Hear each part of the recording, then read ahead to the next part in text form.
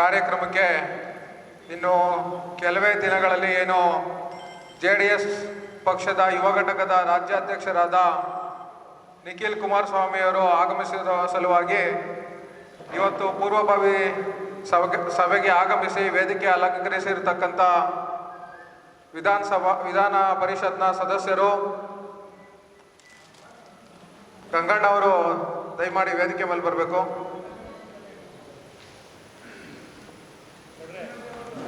ಹನುಮಂತೇಗೌಡರು, ತಿಮ್ಮನಂಜೇಗೌಡರು ದಯಮಾಡಿ ವೇದಿಕೆ ಮೇಲೆ ಬನ್ನಿ.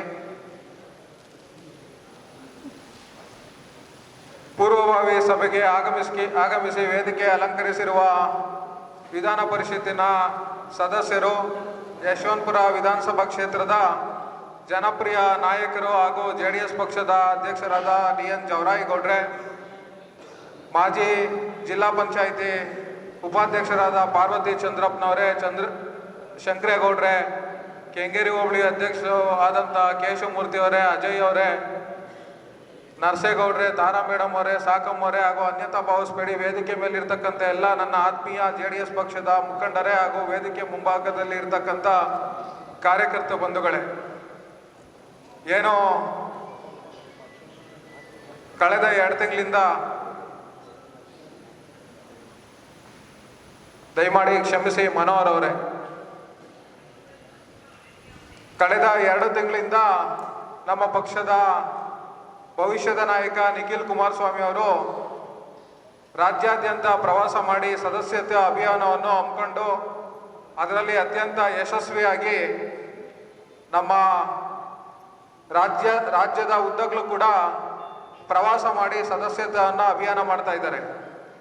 ಇದರ ಮುಂದುವರೆದ ಭಾಗವಾಗಿ ನಮ್ಮ ಯಶವಂತಪುರ ವಿಧಾನಸಭಾ ಕ್ಷೇತ್ರಕ್ಕೆ ಇನ್ನು ಕೆಲವೇ ದಿನಗಳಲ್ಲಿ ನಿಖಿಲ್ ಕುಮಾರಸ್ವಾಮಿ ಅವರು ಆಗಮಿಸ್ತಾರೆ. ಅವರು ಆಗಮಿಸೋದಕ್ಕೂ ಮುಂಚೆ ಇವತ್ತೇನು ನಾವು ಪೂರ್ವಭಾವಿ ಸಭೆ ಕರೆದು ದಿನಾಂಕ ನಿಗದಿ ಹಾಗೆ ಸ್ಥಳ ನಿಗದಿ ಮಾಡೋ ಅಂಥ ಒಂದು ಸಭೆನ ಜವರಾಯಿಗೌಡರು ತೀರ್ಮಾನ ಮಾಡ್ತಾರೆ. ನಮ್ಮ ಕಾರ್ಯಕರ್ತರುಗಳಲ್ಲಿ ನನ್ನ ಒಂದು ಮನವಿ ಇರ್ತಕ್ಕಂಥದ್ದು, ಈ ಒಂದು ಸದಸ್ಯತೆ ಅಭಿಯಾನ ಕಾರ್ಯಕ್ರಮ ನಿಖಿಲ್ ಕುಮಾರಸ್ವಾಮಿ ಅವರು ಬಂದು ಹೋದ ನಂತರ ನಾವು ಪ್ರತಿಯೊಬ್ಬರಿಗೂ ಕಾರ್ಯಕರ್ತರು ಮನೆಗೆ ಭೇಟಿ ನೀಡಿ ಬೂತ್ ಮಟ್ಟದಲ್ಲಿ ನಾವೆಲ್ಲರೂ ಕೂಡ ಕಾರ್ಯಕ್ರಮವನ್ನು ಹಮ್ಮಿಕೊಂಡು ಯಶವಂತಪುರ ವಿಧಾನಸಭಾ ಕ್ಷೇತ್ರದಲ್ಲಿ ಇಡೀ ರಾಜ್ಯದಲ್ಲಿ ಮೊದಲನೇ ಸ್ಥಾನದಲ್ಲಿ ನಾವು ನಿಲ್ಲಬೇಕಾಗ್ತದೆ. ಯಾಕೆ ಅಂತ ಅಂದರೆ, ಮೊದಲನೇ ದಿನ ಆದಿಚುಂಚನಗಿರಿ ಕಾಲಭೈರವೇಶ್ವರನ್ನ ದರ್ಶನ ಮಾಡಿ ನಿಖಿಲ್ ಕುಮಾರಸ್ವಾಮಿ ಅವರು ವೇದಿಕೆ ಹತ್ರ ಬಂದಾಗ JP ಭವನದಲ್ಲಿ ಸನ್ಮಾನ್ಯ ಜವರಾಯಿಗೌಡರು ಕೂಡ ಕಾರ್ಯಕ್ರಮದಲ್ಲಿ ಇದ್ರು.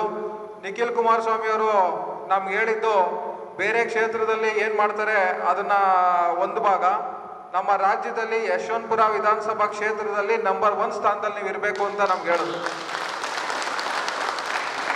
ಇದನ್ನ ನಾವು ಅತ್ಯಂತ ಗಂಭೀರವಾಗಿ ತಗೊಂಡು ಸದಸ್ಯತ್ವ ಅಭಿಯಾನ ಅಂತಕ್ಕಂಥದ್ದು ಒಂದೊಂದು ಮೆಂಬರ್ಶಿಪ್ಪು ಆಗೋವಂಥವ್ರು ನಾವು ಮುಂದೆ ಜವರಾಯಿಗೌಡ್ರನ್ನ ಗೆಲ್ಸೋವಂಥ ದಿಕ್ಸೂಚಿ ಆಗ್ಬೇಕದು.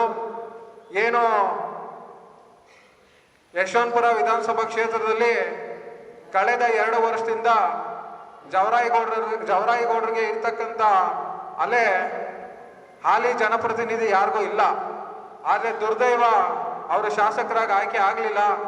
ಆದರೂ ಸಹಿತ ಅವರ ಒಂದು ಒಳ್ಳೆ ಗುಣ, ಅವರ ಒಂದು ಒಳ್ಳೆ ನಡೆ ಇರೋದಕ್ಕೆ ದೇವರು ಅವ್ರಿಗೆ MLC ಆಗಿ ಆಯ್ಕೆ ಆಗುವಂಥ ಅವಕಾಶ ಕೊಟ್ಟಿದ್ದಾನೆ. ಮುಂದೆ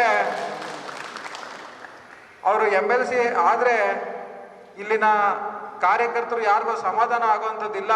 ಶಾಸಕರಾಗಿ ಆಯ್ಕೆಯಾಗಿ ನಮ್ಮ ಯಶವಂತಪುರ ವಿಧಾನಸಭಾ ಕ್ಷೇತ್ರದಲ್ಲಿ ಮೊದಲನೇದಾಗಿ ನಮ್ಮ ಕಾರ್ಯಕರ್ತರ ಒಂದು ನೋವೇನಿದೆ, ಶಾಸಕರಾಗಲಿಲ್ಲ ಅಂತ, ಆ ಶಾಸಕರು ಆಗಿ ಅವರು ಒಂದು ಜಯ ಗಳಿಸ್ಬೇಕು, ಮುಂದೆ ಅವರು ಶಾಸಕರನ್ನು ಮಾಡಲೇಬೇಕು ಅಂತ ಹೇಳಿ ನಾವೆಲ್ಲರೂ ಒಗ್ಗಟ್ಟಾಗಿ ಹೋರಾಟ ಮಾಡೋಣ.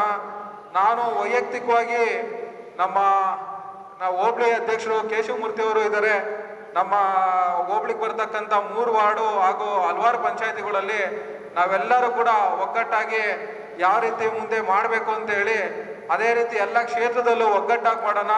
ಜವರಾಯಿಗೌಡ್ರನ್ನ ಮುಂದೆ ವಿಧಾನಸಭೆಗೆ ಕಳಿಸೋವಂಥದ್ದಾಗಲಿ, ಯಾರು ಏನೇ ಮಾಡಲಿ, ಯಾರು ಯಾವುದೇ ಡೈವರ್ಟ್ ಮಾಡುವಂತ ಏನೇ ಮಾಡಿದ್ರು ಸಹಿತ ನಾವು ಅದಕ್ಕೆ ಯಾವುದಕ್ಕೂ ತಲೆ ಕೆಡಿಸ್ಕೊಳ್ದೆ ಜವರಾಯಗೌಡರ ಮೇಲೆ ವಿಶ್ವಾಸವಿಟ್ಟು ದೇವೇಗೌಡರು ಸಾಹೇಬರು ಕುಮಾರಣ್ಣ ಅವ್ರ ಮೇಲೆ ನಂಬಿಕೆ ಇಟ್ಟರು ನಿಖಿಲ್ ಕುಮಾರಸ್ವಾಮಿಯವರ ನಾಯಕತ್ವದಲ್ಲಿ ಜವರಾಯಗೌಡರ ಕೆಲಸ ಒಂದೇ ಪಣ ತೊಡೋಣ.